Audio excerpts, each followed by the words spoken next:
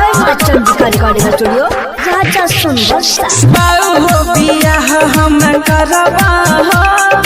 बाऊ हो बियाह हम करबा हो, मटका फसरी लगाई के मोरबा हो, मटका फसरी लगाई के मोरबा हो,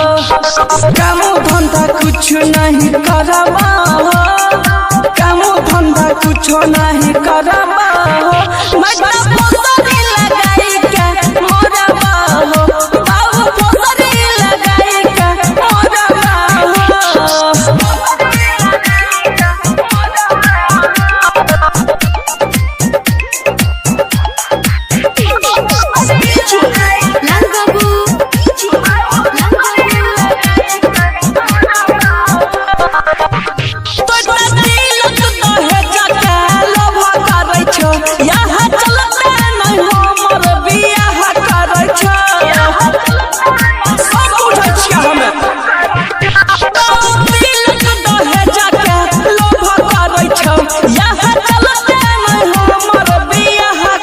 मुंड गरम तेला रबा हो, मुंड गरम तेला रबा हो, मटका फसरी लगाई के मोरबा हो, बाऊ करबो नहीं बियाह के मोरबा हो, हम फसरी लगाई के मोरबा हो।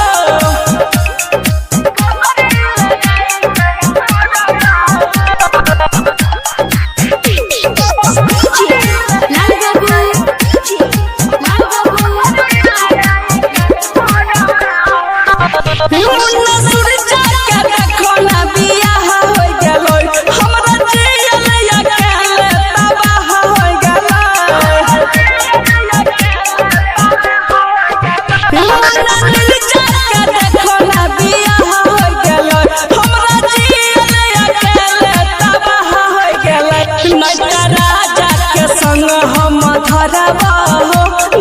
राजा के संग हम धरबा हो, बाऊ करबो नहीं बियाह के मोरबा हो, हम फसरी लगाई के मोरबा हो, बाऊ होइबो नहीं बियाह के मोरबा हो।